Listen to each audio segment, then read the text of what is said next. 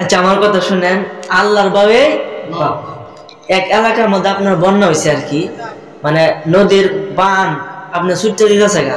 কারণ সকল মানুষে মিললে এটা পারতেছে না। কারণ সকল মানুষ মিললে যে কাজটা না পারে, একজন আল্লাহওয়ালা কিন্তু সহজে কাজটা পারে। তখন এই সকলে মিলে গেছে ওই আল্লাহওয়ালার কাছে, গিয়ে বলতেছে, হুজুর আমাদের তো বানটা ছুটতে দিতেছে গা, বন্যার পানি তো আমাদের সবকিছু তলায় যাবো গা, হুজুর মেহরবানি করে আপনি কিছু একটা করুন। ও বান কি ছুটতে দিতেছে গা, কোদাল্লা দিব। কোদাল লইছি, লয়ে গে মানে বান কাটা লইছি। ও হুজুর এটি কি করতেছে? আরে বুঝো না, আল্লাহর ভাই বাবু বলেন সুবহানাল্লাহ। তো আল্লাহ যে বাসা আমারে বাজাইতে লোক, আল্লাহ যদি সাফা নিয়ে তো আমি সামনে আটকালে কোনো কাজ হবে? তারাই আল্লাহ বলেছিল। তারা আল্লাহ যে না খায় থাকতো এটা আল্লাহর ইচ্ছা, বলেন না সুবহানাল্লাহ। এই জন্য সকলে বলি আলহামদুলিল্লাহ।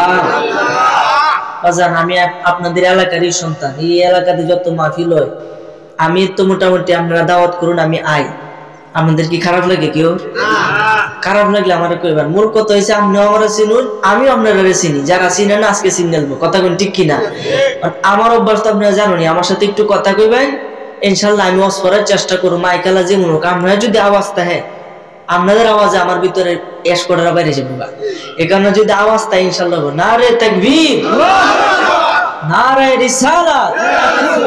আলহামদুলিল্লাহ, বোঝা গেছে যে মোটামুটি আছে।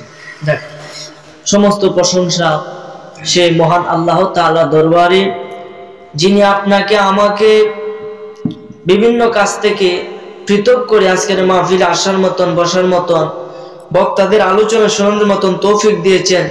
এই জন্য আবারও বলি আলহামদুলিল্লাহ। যাই হোক, আজকের মাহফিলটা হইতেছে নবীজি ঘোষণা, এটা একটা বেহেশতের বাগান। নবীজি বলেছেন, যদি তোমরা বেহেশতের বাগানে যেতে চাও তাহলে কোনো মাজলিসের মধ্যে বসে যাও, তোমরা ঘোরাঘুরি করো, করে দেখো কোন জায়গার মধ্যে মাজলিস হয়, বেহেশতের বাগান হয়, তোমরা এখানে যাও, এখানে ফলমূল সংগ্রহ করো। সাহাবীরা জিজ্ঞাসা, ইয়া রাসূলুল্লাহ, বেহেশতের বাগান তো বুঝলাম, ওয়াজ মাহফিল, জিকিরে মাজলিস, যেখানে আল্লাহ এবং আল্লাহ রাসূলের আলোচনা করা হয়, তাহলে এগুলো ফল কি খায়া তাবারক দিয়ে গোরা নাকি? নবীজি বলছে, না, তাবারক না, এটার ফল হবে ওইটাই যখনই বক্তা বা যে বক্তব্য দিবে সেই ব্যক্তি যখন বলবে সুবহানাল্লাহ বলার জন্য, আলহামদুলিল্লাহ, লা ইলাহা ইল্লাল্লাহ, তোমরাও কি করবা? সাথে সাথে কইবা। এগুলাই হলো ওই বেহেশতের বাগানের ফল। কারণ একবার যদি সুবহানাল্লাহ বলেন, বেহেশতের মধ্যে একটা বৃক্ষ রোপণ করেন, আর একটা বৃক্ষ থেকে একটা গাছ হয়, গাছের থেকেই ফল হয়, বলেন না সুবহানাল্লাহ। এই জন্য আমার ভাইরা, বাবারা, বন্ধুরা খুব মনোযোগ দেন। অল্প কথা বলবো, বেশি কথা বলবো না, কিন্তু আমি আশা করব যদি আমলে পরিণত করতে পারেন, জীবনে আপনার আর কোনো কিছু লাগবে না রে বাবা। এই জন্য ওয়াজ মাহফিল কিন্তু প্রতিদিনই হয়, আশেপাশে প্রতিদিন মাহফিল হয়, কিন্তু একটা জায়গাতে বছরে একবারই হয়। আজকে আপনারা এখানে উপস্থিত হয়েছেন, একটু আরামে ঘুমকে হারাম করিয়া একটা মাহফিলের মধ্যে আপনারা এসেছেন। যদি কিছু আমল বাড়িতে নিয়ে না যাইতে পারেন, যদি কোনো যে কাজটা করলে আপনার জীবনটা পরিবর্তন হইয়া যাবে, ওই কাজটা যদি মাহফিল থেকে আপনি নিয়ে যাইতে না পারেন, তাহলে মাহফিলে আসার কোনো লাভ নাই, কোনো লাভ। এই জন্য বাবা, কোন বক্তা কোন স্টাইলে কি হালে ওয়াজ করতেছে এটা দেখার দরকার নেই, কি বলতেছে এটা আপনারা দেখবেন, যে আসলে কি আমরা কি শিক্ষণীয় কোনো কিছু আছে, নাকি আমাদের পুরো সহজ সময় নষ্ট হইতেছে, এটা তো আপনারা বুঝলেন। অন্তত এই জ্ঞানটা তো আল্লাহ আপনাদের দিছি, কথা কোন ঠিক কিনা? এই জন্য আমার ভাইরা, বাবারা, বন্ধুরা, এই দুনিয়ার মধ্যে আল্লাহ আপনি আমাকে পাঠাইয়া দিছে, একদিন দুনিয়া থাকবে না, আপনিও থাকবেন না, আমিও থাকবো না। একবার কল্পনা করে দেখেন, এই যে আমি শুরু থেকে বড় হইতে হইতে এখন আমার দাড়িগুলা পাইকা গেছে, মানুষ শরীরের একটা অঙ্গ মরে গেছে। একটা দাড়ি পাকে মানে আপনার শরীরের একটা অঙ্গ মরে। এইভাবে মরতে মরতে আপনার এই অঙ্গ প্রত্যঙ্গের সমস্ত চিহ্ন যখন আপনারা মারা যাবে, সমস্ত আলামত যেদিন আপনার শেষ হয়ে যাবে, ওই দিনে আজরাইলের চিঠি আইসা যাবে, ঠিক না বেঠি? হুজুর, তাহলে যারা যে এই যুবক বয়সে মরে যা, এরা তো দাড়ি টাড়ি ফাঁকে না, তো এরা কেরা মরে, কথা কোন ঠিক কিনা? আল্লাহ কিন্তু এই যে বোতলে কিন্তু পানি ভরে আমি আনছি, আমি তো একটা খায়ালাই, বলেন পানি থাকবো কোনটা কোন? তেমনি ভাবে একটা হায়াতের একটা সীমানা আছে। এই সীমানা যার যখন পার হইয়া যায়, দাড়ি থাকতে হয় না, অটোমেটিকলি তার মৃত্যুবরণ হইয়া যায়। কারণ সময় যার যেখানে শেষ, আজরাইল আলাইহিস সালাম সেখানেই আসে। কোন অবস্থায় মরবেন, কি হালে মরবেন, কোন হসপিটালে, কোন কাছের ভিতরে, সবকিছু ওই পাতার মধ্যে লেখা আছে। আজরাইল দেখে আপনাকে ওই জায়গার মধ্যে ওই হালে মৃত্যুবরণ দেয়। সুবহানাল্লাহ।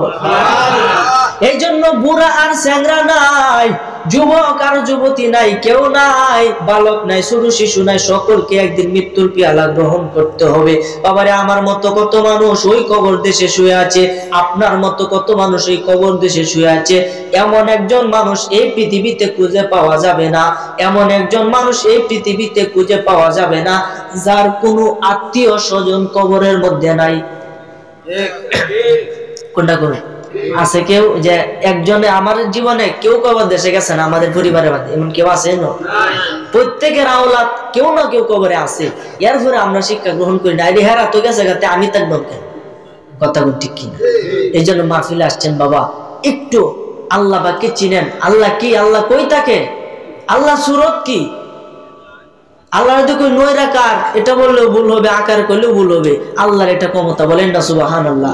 আমি শুরুতে আপনাদের সামনে একটা আয়াতে কারিমা তেলাওয়াত করেছি, ইন্নাল্লাহা আলা কুল্লি শাইইন কাদির। সমস্ত কিছুর অধিপতি কে? একমাত্র আল্লাহ। আল্লাহ যদি ইচ্ছা করে কি রূপ ধারণ করতে পারতো না? অবশ্যই। যদি রূপই না থাকে, আল্লাহ এই পৃথিবী সৃষ্টি করছে, আল্লাহর কইছে হাত আছে, কুদরতি হাত, চোখ আছে, কুদরতি চোখ। আল্লাহ পাকের চেহারা নূর দ্বারা নবীজিরে বানাইছে, কন্যা সুবহানাল্লাহ। চেহারা যদি না থাকে নুরাইবো করতে, ঠিক আছে? ঠিক না বেটি? এই জন্য বলা যাবে না আল্লাহর এরকম রূপ, ওই রকম রূপ। বলতে হবে আল্লাহর কুদরতি চেহারা, আল্লাহর কুদরতি হাত, আল্লাহর কুদরতি পা। আমাদের কুদরতি না, স্বয়ং আল্লাহর কুদরতি, বলেন না সুবহানাল্লাহ। তো সে আল্লাহকে পাওয়ার আশা কি কারো আছে? এখানে আছে? আল্লাহ কই দিছে, বান্দারা যদি তোমরা আমাকে পাইতে চাও, সুন্দর, ঠিক আল্লাহ কোরআন শরীফে কইছে, যদি তোমরা আমাকে পাইতে চাও তাহলে কি করো? 1 নাম্বার উপায় হচ্ছে তওবা করো। কি করো? তওবা করো। জীবনে যত পাপ করছো, পাপ থেকে তওবা করো। আজীবনের জন্য পাপ থেকে তুমি পৃথক হও, আর এই পাপের দিকে ধাবিত হইও না। হওয়ার পরে তুমি নেক আমল করা শুরু করে দাও, বলেন সুবহানাল্লাহ। তাইলে তুমি আমার আল্লাহ, আমি আল্লাহকে পাইয়া যাইবা। আল্লাহরে পাইলে তো বেহেশতে মেতি হবে, সুবহানাল্লাহ। তো সে আল্লাহকে পাওয়ার দরকার আছে না নাই? এই মুহূর্তে আমরা যারা এখানে উপস্থিত হয়েছি সকলে কি কম বেশি গুনাহ আছে না? তো সেই গুনাহগুলো মাফ করানোর একমাত্র ওষুধ হলো আল্লাহ পাকে জিকির করা, বলেন না সুবহানাল্লাহ। আসুন আমরা অল্পক্ষণ সে আল্লাহকে একটু ডাইকা আমাদের আলোচনার ভিতরে ঢুকে যাবো। আসুন একটু গুনাহগুলো মাফ করায়া কলবটাকে একটু হালকা করে বলেন আল্লাহ আল্লাহ আল্লাহ আল্লাহ আল্লাহ আল্লাহ আল্লাহ আল্লাহ আল্লাহ আল্লাহ আল্লাহ আল্লাহ আল্লাহ আল্লাহ আল্লাহ। জবান খুলেন আল্লাহ আল্লাহ আল্লাহ আল্লাহ। ইশকে রাসূল ইশকে খুদা কুরআনে বলে, ইশকে রাসূল ইশকে খুদা কুরআনে বলে, আমার জীবন ধন্য হয়তো নবীকে পাইলে। ইয়া আল্লাহ আল্লাহ আল্লাহ আল্লাহ আল্লাহ। আমার জীবন ধন্য হয়তো নবীকে পাইলে। ইয়া আল্লাহ আল্লাহ আল্লাহ। ওয়াসি কোহরনে জুবা পাইল নূর নবীর প্রেমে, ওয়াসি কোহরনে জুবা পাইল নূর নবীর প্রেমে। আমার জীবন ধন্য হয়তো নবীকে পাইলে। ইয়া আল্লাহ। মাশাআল্লাহ। এই মারহাবা, এই করবে জরফ আল্লাহ আল্লাহ আল্লাহ আল্লাহ আল্লাহ আল্লাহ।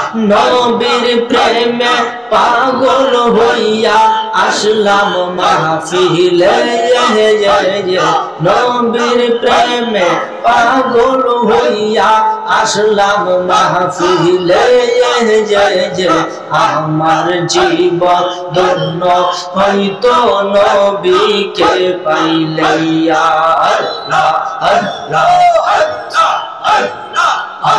আমার জীবন ধন্য হইতো নবীকে পাইলে ইয়া আল্লাহ আল্লাহ আল্লাহ আল্লাহ আল্লাহ আল্লাহ আল্লাহ নবী নবী বইলা কইলের ঘুমাসে না নয়নে যে আমাকে বলিবা গো নবীজিকে মোহনিয়া আল্লাহ আল্লাহ রহম হলে তাকবা গো বন্ধু আলোকে সুজিয়া আয়া কোন সন্ধানে আজরাইল ঢুকিবে আসিয়া মাশাআল্লাহ দুয়ারে প্রহরী তৈয়া প্রবেশ করবে কেমন যে দুয়ারে প্রহরী তৈয়া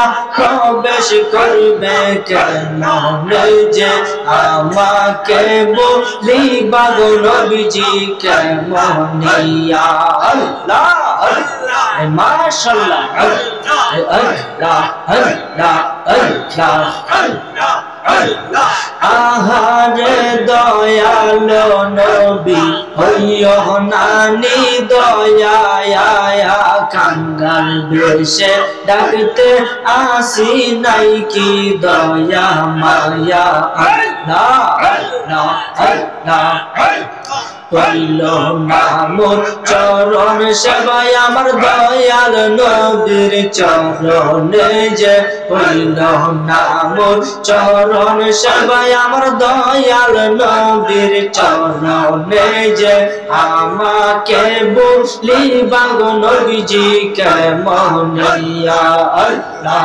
আল্লাহ আল্লাহ আল্লাহ আল্লাহ আল্লাহ আল্লাহ আল্লাহ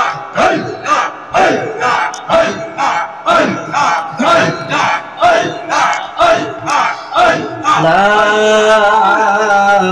ইলাহা ইল্লাল্লাহু মুহাম্মাদুর রাসূলুল্লাহ সাল্লাল্লাহু আলাইহি ওয়াসাল্লাম। একজন ওলি ছিল, নাম হলো তার ইব্রাহিম আদহাম। নাম শুনছেন নি? ইব্রাহিম আদহাম ছিল 49টা রাষ্ট্রের মালিক। সুবহানাল্লাহ বলেন। ওই ইব্রাহিম আদহাম 49টা রাষ্ট্রের মালিক ছিল রে বাবা। তাহলে মনে ছোটখাটো ধনী? হ্যাঁ, আই সভ্য না। এর মতো ধনী টিহা যদি খালি সারা জীবন বেচছেও কা, এরপরে তার জীবন গিয়া তার সন্তানের দিকে 14 গোষ্ঠীর জীবন যাবো। সুবহানাল্লাহ কইতেন না? এত হোটেল সম্পত্তি, উনি এমন আল্লাহর ওলি ছিল, তার সম্পত্তির প্রতি এত লোভ ছিল না, কিন্তু তার বাদশাহী, সে অনেক টাকার মালিক ছিল। সে প্রতিদিন কোরআন মাজিদ তেলাওয়াত করত এবং এটার তাফসির অর্থ সে বুঝতে পারত। প্রতিদিন কোরআন মাজিদ তেলাওয়াত করে, তেলাওয়াত করতে করতে একটা আয়াত পাইল, অত ইজ্জু মা তাশা অত যিল্লু মা তাশা বিয়াদিকাল খায়র। বলেন সুবহানাল্লাহ। এই আয়াতটা পাইছে, পায়া সে হাসতেছে। আরে হাসো কেন?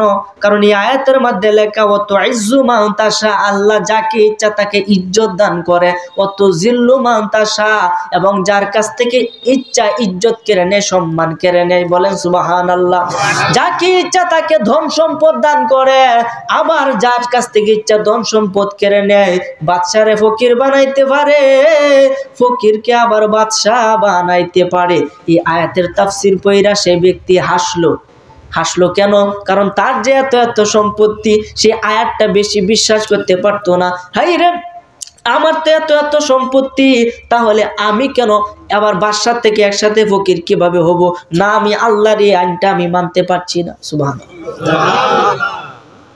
এটা কি কোরআনের বিরোধী গেছে সে? কিন্তু না, কিন্তু বলতেছে না এটা কিভাবে সম্ভব?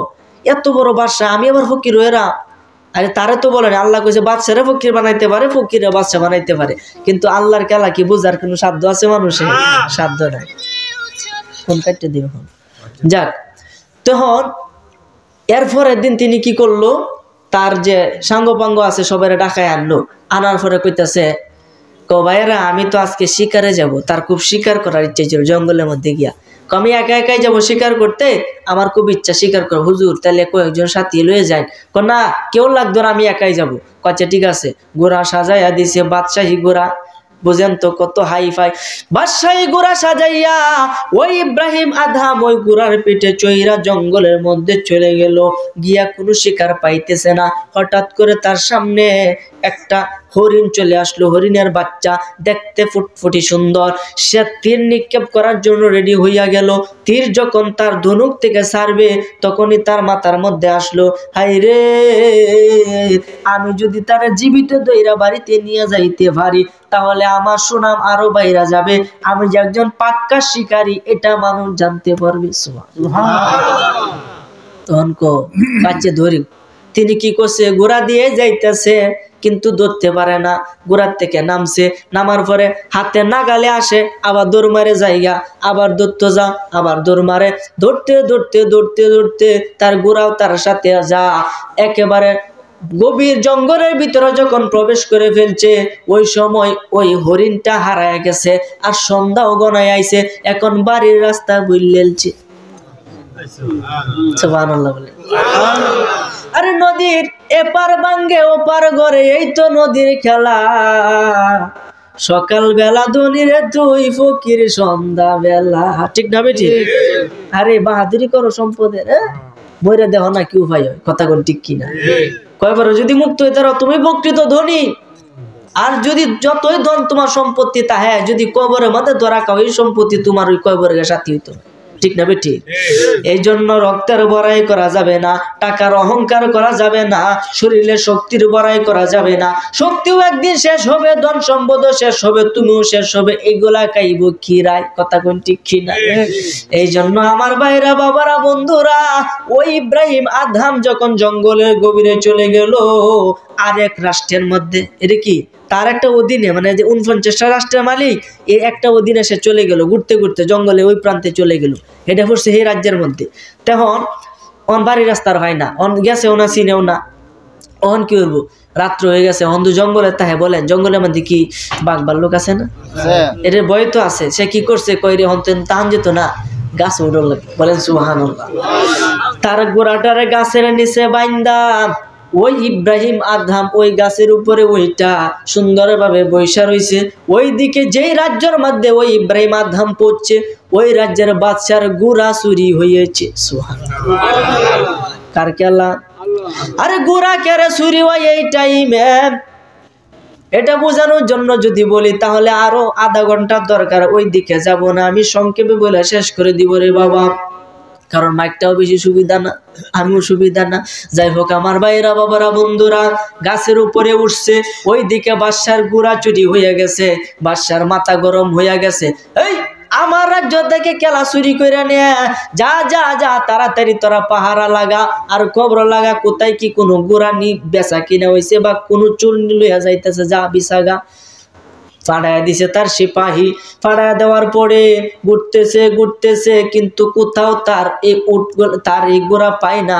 অবশেষে দুইজন প্রহরী গেছে জঙ্গলের রাস্তায়, গিয়া কয় দিহি বাদশার গোড়া নিয়ে জঙ্গল দিয়ে চুরনি লইয়া গেছে। বাদশার গোড়া তো সব একই ধরনের হবে, যেহেতু হিলাও বাদশা হিলাও বাদশা, লইয়া গেছে। গিয়া দেখে হঠাৎ একটা গাছের নিচে সুন্দর একটা গোড়া বান্ধা, দেখে রাজকীয় ভাব। তারা তো আর বাদশার গোড়া দেখে তো আর এত রাত্রে চিনে না, কই এই যে বাদশার গোড়া, এটাই তো বাদশার গোড়া। চুর মনে হয় আশেপাশে আছে। আচ্ছা এটা কি চুর না বাদশা? তেরে যে চুর কইতাছে কার খেলা? এই যে অত ইজ্জু মানতাসা অত জিল্লু মানতাসা বিয়াদিকাল হয়। সুবহানাল্লাহ। তখন এই গুড়া লইয়া যখন আসতেছে একটা হইতো তাকায় দেখো গাছের উপরে বইয়া রইছে। এই তো চুর, তাড়াতাড়ি আরে নামা, কোডা দে ফাট দে, তারে নামাইছে। কয় বেটা নাম, তুই তো 1 নাম্বার চুর। কর না বাবা আমার কথাটা শুনো, আমি চোর না, আমি চোর না। কই আমার কথা গস আ। এই ইব্রাহিম আদহাম রহমতুল্লাহ আলাইহি ওনাকে লইরা বাইন্দা লইয়া গেছে ওই বাদশার দরবারে। তখন ওইখানে হলো ইসলামিক আইন। কিসের আইন?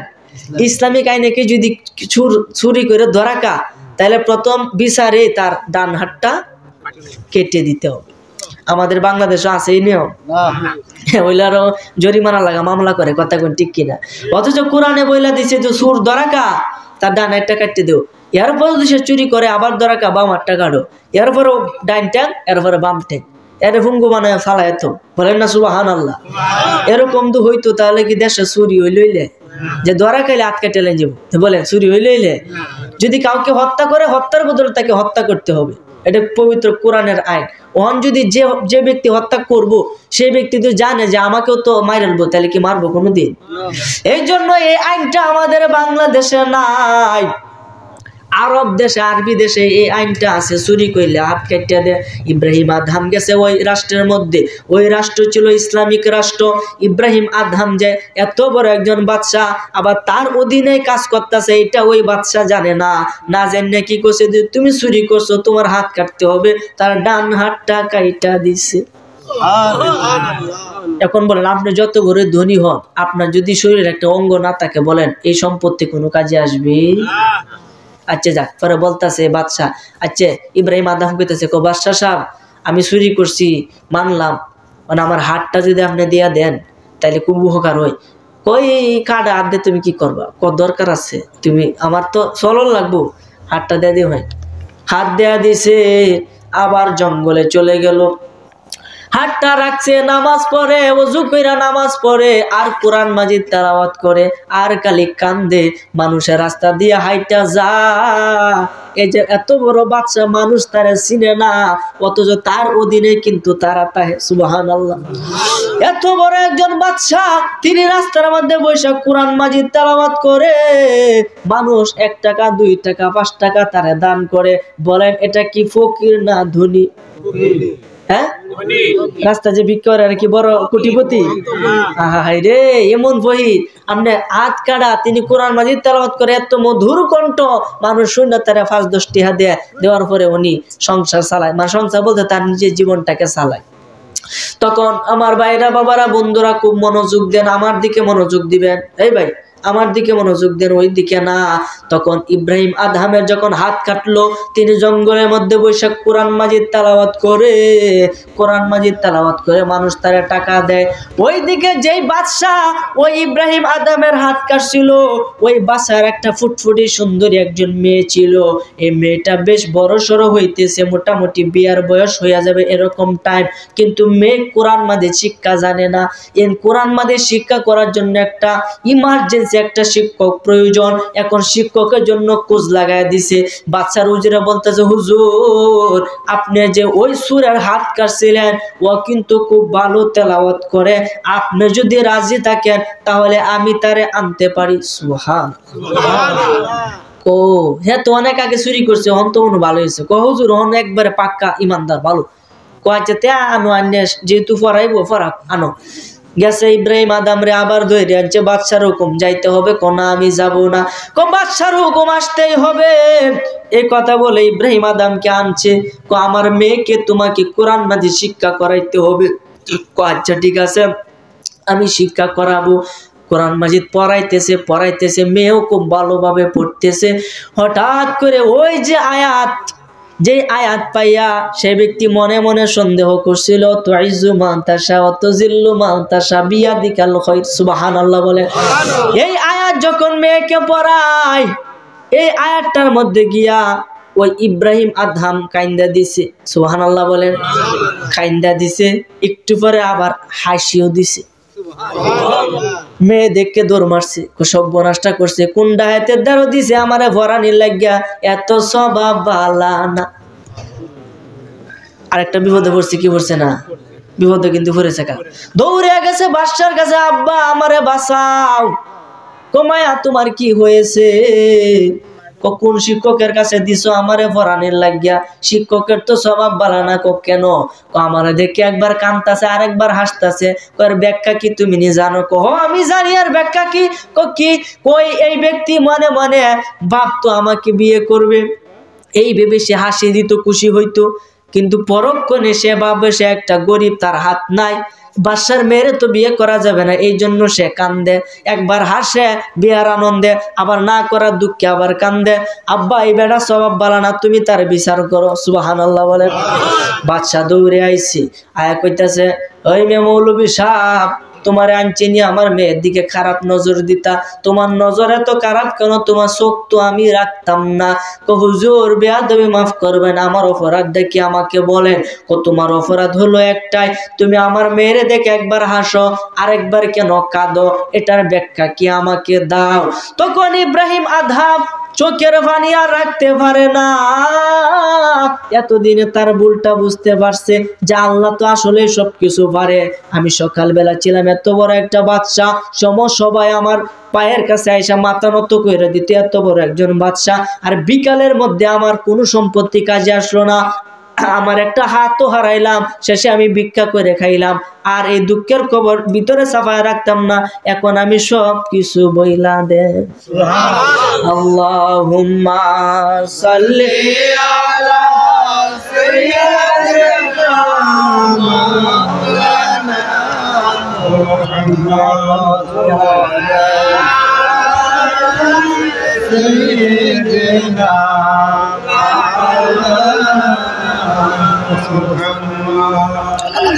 যাই হোক, এই কথা কইতাছি না, বিদ্যা জীবন সব তো চিরা দিতেছে, মাইকে তো কথা কই আমরা তো দেহ হইনি। মাহফিলের মেন উদ্দেশ্য আপনার দুইটা বিষয় হয়েছে মেন, একটা লাইটিং একটা মাইকিং, দুইটা তো ঠিক থাকে। আপনি যে একটা মাহফিল করতেছেন এটা এনে মানুষ না, এই 2-3 গ্রাম মিলে জানবো, ঠিক না ঠিক? এই জন্য মাহফিল কি যে করতেছে, টেহা কি কম খরচ হয়েছে? কোনটা কোন টেহা যিনি করছে আর এনি হয়েছে, বক্তারা যিনি খাওয়ানির এনি খাওয়াইতেছে, সব ঠিক আছে, সব ঠিক আছে, কিন্তু এই যে হয়ে গেছে কাম। যাক আমার ভাইরা, বাবারা, বন্ধুরা, ওই ইব্রাহিম আদম ডাক দিয়া কয়ে, বাদশা গো আমারে চিনোনি, তুমি আমারে চিনোনি? তুমি কেডা? আমি হইলাম ইব্রাহিম আদহাম। সুবহানাল্লাহ। ইব্রাহিম আদহামের নাম শুনতে ওই বাদশা তো কুরসি থেকে দাঁড়ায় গেছে, হুজুর আপনি, আমি কি ভুল করলাম হুজুর, এই অবস্থা আপনার কিভাবে, দয়া করে আপনার পরিচয়টা একটু দেন, কিভাবে আপনার এই অবস্থা হইল? ইব্রাহিম আদমের নাম শুনে বাদশার শরীরে লুম্বা কারে বসে সব বনাশটা করছে, এখন না জানি আমার কি তা করে। সুবহানাল্লাহ। হুজুর আপনি যে ইব্রাহিম আদমের আগে কেন বলেন নাই? ইব্রাহিম আদমে কয়, তুমি তো আমারে সুযোগই দিছ না কল লাগি, আমি কিভাবে কয়াম? হুজুর করুন ইতিহাসটা কি? কো বাবা রে, আমি যখন কোরআন মাজিদ তেলাওয়াত করতাম আমি তার অর্থ বুঝতে পারতাম, আমি যখন ওই ওর মাঝে এই আয়াতটা পাঠ করলাম, যে আয়াতটা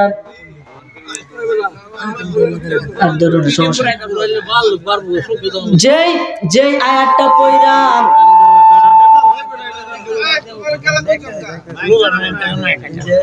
আচ্ছা যে আয়াতটা পইরা আমি মনে মনে সন্দেহ করছিলাম, আমার আল্লাহ বলেছে আমি এক নিমিষে বাদশারে ফকির বানাইতে পারি, ফকিরকে বাদশা বানাইতে পারি, এটা আমি আল্লাহর ক্ষমতা।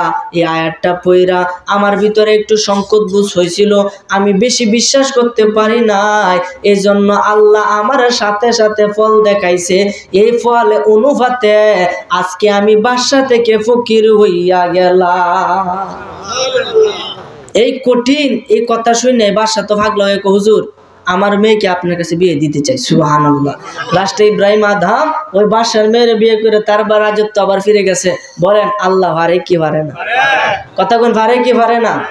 আরে কুদ্র মুখে কুদ্র জীবে কেমনে জপি তোমার নাম, কুদ্র মুখে কুদ্র জীবে কেমনে জপি তোমার নাম, জলিল জাব্বার তুমি ও গো রহিম রহমান, জলিল জাব্বার তুমি ও গো রহিম রহমান, লাখের অধিক নবী তুমি ধরাই পাঠাইলে, মাওলা ধরাই পাঠাইলে, কারো হাতে সহিফা ও শরীয়ত দিলে, আল্লাহ শরীয়ত দিলে, সঠিক পথে আনতে টেনে পথ বলেছ তো ইনসান, জলিল জাব্বার তুমি ও গো রহিম রহমান, জলিল জাব্বার ও গো রহিম রহমান, জোরে বলেন না সুবহানাল্লাহ।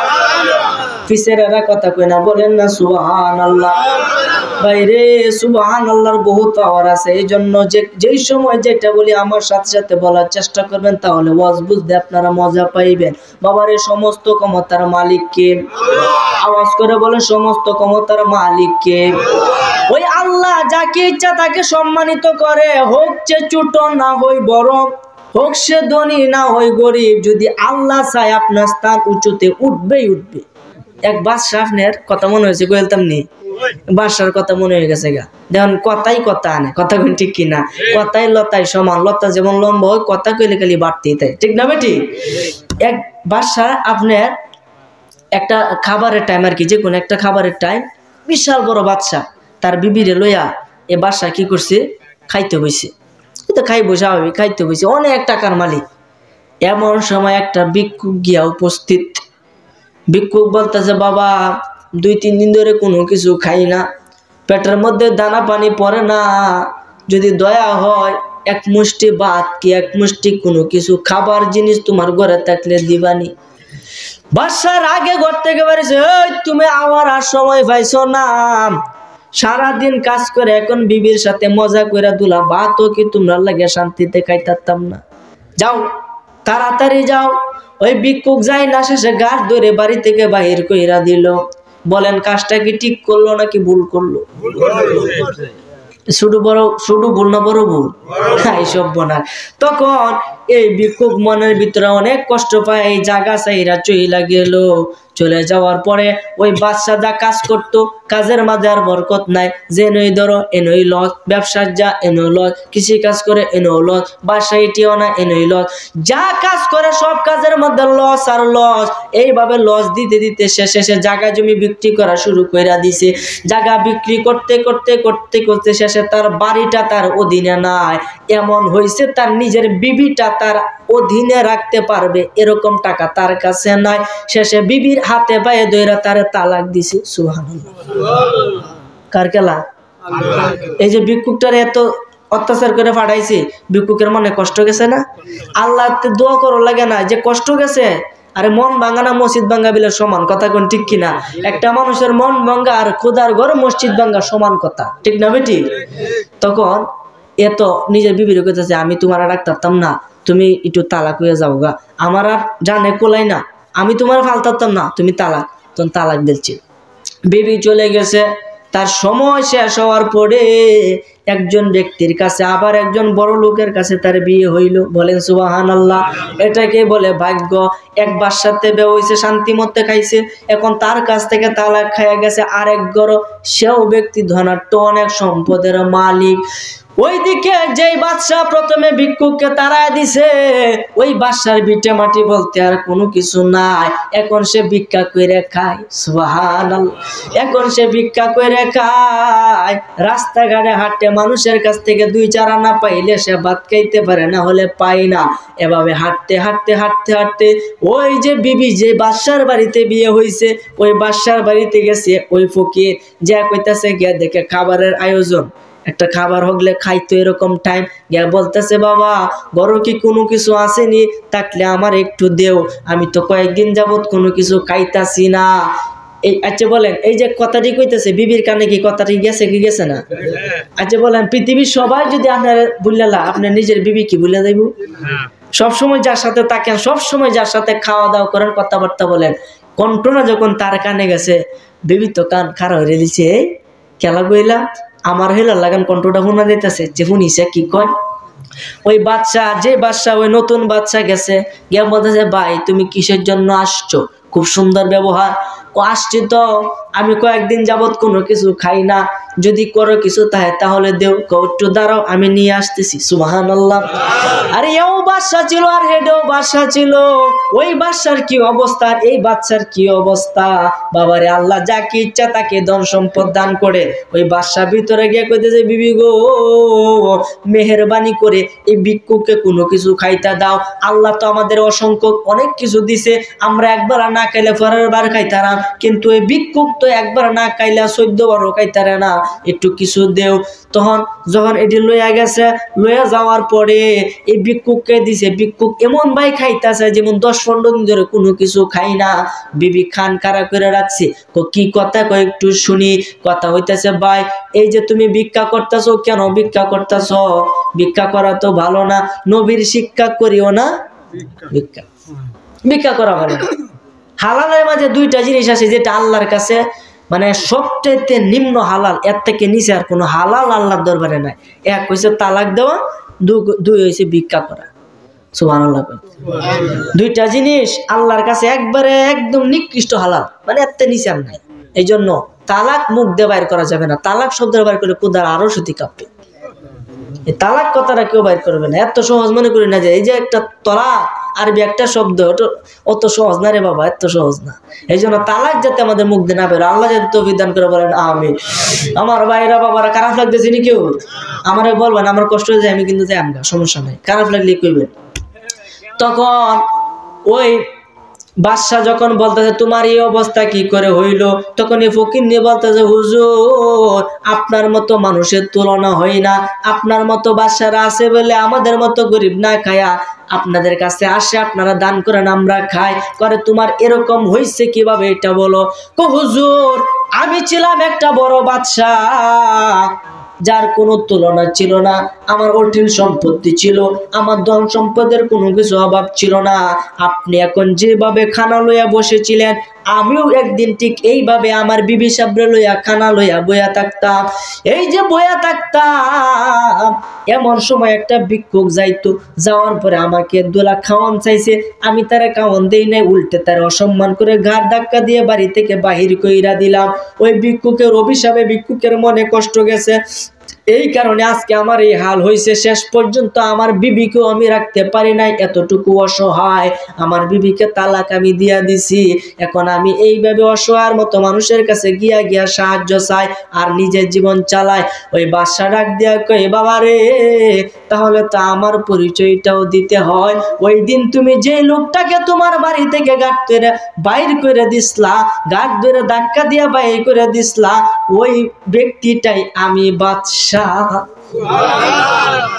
আর আসতে কোন সুবহানাল্লাহ। কেলাকার বোঝার কোন শব্দ আছে? এই যে বাহিরে দিছে সে বাদশা কিন্তু ফকির হয়েছে, ফকির কিন্তু বাদশা হয়ে গেছে।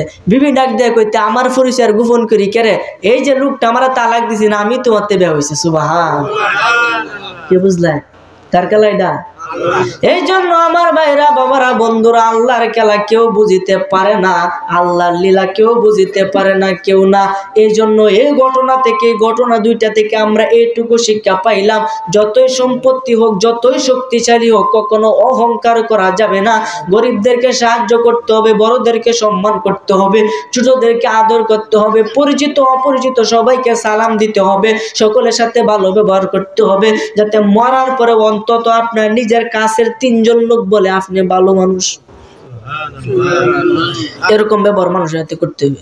ওর মানুষের আইলে কোদার মাদের টেহা সম্পত্তি বেশি পাওয়ার, বুঝতে পারা বাড়ি 10 তলা দেয় না, কেউ সাইডে যাইতো ময়লা ভরবো, আরে ময়লা, এই ময়লার মাঝে তোমার ফালবো, চিন্তা হইল না। এই কয়েকটা দিনের অপেক্ষা, এই বাহাদুরি করা যাবে। আশেপাশে কি ধনী লোক আছে না? কোনটা কোন ধনী লোক কিন্তু মাহফিলে খুব কম আয়ে, যারা এইসব গরিব। এই জন্য নবীজি কইছে, ধনীরা 50,000 বছর আগে, গরিবরা 500 বছর আগে গরিবরা বেহেশতে যাবে। তা আমরা গরিব হয়ে ভালো হয়েছে না কি লস হয়েছে? বহুত ভালো হয়েছে। আমরা গিয়ে আগে ফুরান করাম, এরপরে গিয়ে বুক করবো। আবার সব ধনী না, যেই ধনী আছে কিন্তু দান করে না, ওই ধনী। কথা কোন ঠিক কিনা? যে দান করে সে তো ভালো মানুষ, কিন্তু যার আছে এরপরে সে দান করে না, সে কি ভালো মানুষ? কখনো হতে পারে না। সে হচ্ছে একটা হার কিপন। আর কিপন ব্যক্তিকে নবীজি পছন্দ করে না। কথা কোন ঠিক কিনা? যেটুকু বুঝছেন যদি বাড়িতে নিয়ে যাইতে পারেন আর নিজের জীবনে আমলে পরিণত করতে পারেন, তাহলে এই জীবন সাকসেসফুল। ঠিক না বেটি? এই জন্য আমার ভাইয়েরা বাবারা বন্ধুরা, সব শেষ বলতে কোনো কিছু হয় না। সময় এখনো আমাদের হাতে আছে, ভাববার মতো টাইম আছে, এখনো আছে। কিন্তু হয়তো বা 1 সেকেন্ডও এরফের নাই, হয়তো আপনি যাইতে পারেন। যেহেতু আল্লাহ আপনাকে একটা বিবেক দিছে, এখন একটু সময় আছে, একটু ভেবে দেখেন আসলে জীবনটা আপনি কোন খাতে ব্যয় করেছেন। একটু ভেবে দেখেন, আরে মরার পরে ভাবলে কাজ হবে না, মরার আগে আপনাকে ভাবতে হবে, ভাববা আপনাকে কবরে যাইতে হবে। বাবারে কবরে যাওয়ার পরে কবরে কিছু নিয়ম আছে যেগুলো মানলে মুনকার নাকির ফেরেশতা কবরে আসবে না। সুবহানাল্লাহ। নিয়মগুলা যখন আমার চোখের সামনে আসলো আমি অবাক হইয়া গেলাম, এটা কি এত আশ্চর্য একটা বিষয়। কিতাবের ঘটনা, কিতাবের কাহিনী, কিতাবের কথা, যে কবরের ভিতরে রাখার পরে এই কাগজের টুকরার মধ্যে এই হরফগুলা বা এই আয়াতগুলা লেখা মৃত ব্যক্তির বুকের মধ্যে রাইকা কাফনের কাপড় দিয়া থইয়া দিবা, তার সোয়া জবের লেগে মুনকার নাকির কবরে ঢোয়া সাহস হইত না। বলেন না সুবহানাল্লাহ। এগুলা গোপন, এগুলা বলা যাবে না, ঠিক আছে? এগুলা যদি জানতেই হয় একান্তভাবে আমার কাছ থেকে জেনে নেবেন ইনশাআল্লাহ। আল্লাহ যাতে বলার তৌফিক দান করে, বলেন আমিন। আমার ভাইরা, বাবারা, বন্ধুরা, বর্তমানে এমন একটা যুগ দলিল ছাড়া কথা বলা যায় না, আবার দলিল ফাইলে হুট করে বলা যায় না, কারণ এটার মধ্যে অনেক ফেস থাকতে পারে। কথা কোন ঠিক কিনা? এই যে একটা ফাইলা আমার খাইলাম, কথা এটা না, ফাই আগে বিবেচনা করে দেখ হালাল না হারাম, ঠিক না বেটি? একটা দলিল ফাইয়া বইলা দিলাম এটা হবে না, আমি অনেকগুলা জায়গার মধ্যে পাইছি রে বাবা, এই জন্য এটার প্রতি আমার অনেক বিশ্বাস আইছি রে বাবা। এই জন্য আমার ভাইরা, বাবারা, বন্ধুরা, ঘুমানোর আগে একটা গোপন আমল বইলা যায়। ঘুমানোর আগে সহির মাঝে বৈশা যেখানে আপনি ঘুমাইবেন, ওই ঘুমের জায়গার মধ্যে বৈশা আপনি সর্বপ্রথম আউযুবিল্লাহ বিসমিল্লাহ সহ আয়াতুল কুরসি পাঠ করবেন। আয়াতুল কুরসি যে ঘরে পাঠ করা হয়, খোদা কি কসম সেই ঘরে চোর ঢুকলেও চুরি করতে পারে না। রাস্তাঘাটে অ্যাক্সিডেন্টে আপনার মৃত্যু হবে না, আপনার কাজে বরকত হবে, মরবেন আর বেহেশতে যাইবেন। আয়াতুল কুরসির আমল শুরু করেন। এরপরে আপনি আউযুবিল্লাহ বিসমিল্লাহ পাঠ করবেন। বিসমিল্লাহটা 21 বার পাঠ করবেন। কতবার? বিসমিল্লাহটা 21 বার পাঠ করে আপনি শুইয়া যাবেন। শুয়ে বলবেন আল্লাহুম্মা বিসমিকা আমুতু ওয়া আহইয়া, অর্থাৎ আমি আল্লাহর নামে মরছি, আবার আল্লাহর নামে জীবিত হব। এই ঘুমের মানুষ কি মরা না? এই ঘুমের মানুষ কিন্তু মরা, ডাকলেও কিন্তু সারা পাইতেন না। কথা কোন ঠিক কিনা? এই জন্য আল্লাহুম্মা বিসমিকা, হে আল্লাহ, বিসমিকা আপনার নামেই আমি শুয়েছি, আমুতু আমি নিজে মরছি, ওয়া আহইয়া এবং আবার উঠবো। সুবহানাল্লাহ। অর্থাৎ আল্লাহর নামে মরতেছেন, আল্লাহর নামে উঠবেন। মরা মানে ঘুম, এটাকে ঘুম বোঝাইছে যে আমি আল্লাহর নামে ঘুমাইতেছি, আবার আল্লাহর নামে সজাগ হব। এই বলে ডান কাতের মধ্যে শুইয়া আপনি কি করবেন? লা ইলাহা ইল্লাল্লাহু মুহাম্মাদুর রাসূলুল্লাহ সাল্লাল্লাহু আলাইহি ওয়াসাল্লাম, এই জিকির পরে আপনি ঘুমাইতে থাকবেন। এই জিকির করে ঘুমাই যাবেন ইনশাআল্লাহ তাআলা। বিশ্বাস করা যায়, আচ্ছা আমল কি কঠিন না সহজ? বিশ্বাস করা যায় যদি আমলে পরিণত করতে পারেন, এবং ওই রাতে যদি আপনার মৃত্যু হয় 100% আপনি কালমা পড়ে মরবেন। বলেন আমল করার দরকার আছে না নাই? এই মাহফিলটা আপনার জন্য সার্থক হবে যদি অল্প আমলও আপনি শুরু করেন। কথা কোন ঠিক কিনা? প্রথম আমল হলো 5 ওয়াক্ত নামাজ পড়তে হবে, হারাম খাওয়া যাবে না, হালাল পথে থাকতে হবে, খারাপ কাজ থেকে বিরত থাইকা আল্লাহর আদেশ এবং নবীর সুন্নাত মতে চলতে হবে। এটার নাম হলো শরীয়ত। বলেন সুবহানাল্লাহ। শরীয়তে সবকিছু ঠিক থাকলে আপনার জন্য তরিকত জারি হয়ে যাবে। আপনি আমল শুরু করে দিবেন, রাস্তা দিয়ে হাঁটা শুরু করে দিবেন। রাস্তা দিয়ে হাঁটতে হাঁটতে হাঁটতে হাঁটতে নিগুড় তত্ত্ব, আসল তত্ত্ব মানে হাকিকত আপনি উপলব্ধি করতে পারবেন। আর যখন তার হাকিকত জানবেন, হাকিকতের পরেই মারফত করা থাকবে। এই জন্য আগে সবকিছু স্টেপ বাই স্টেপ যাওয়া লাগবো। গাছে মই ছাড়া ফাল মেরে গাছের আগা তুরন যায় না, গুড়ির থেকে বায়া বায়া উফরে উঠলে। কথা কই ঠিক কিনা? এই জন্য আপনি শুরু করেন না, এখনো দাঁড়িয়ে রাখেন না, রাখা শুরু করে দেন। এখনো শুরু করেন না, আপনি শুরু করেন, আপনার জন্য সময় এখনো আছে। বাবারে মরার পরে টাইম পাইতেন না, মরার আগে টাইম। কথা কোন ঠিক কিনা?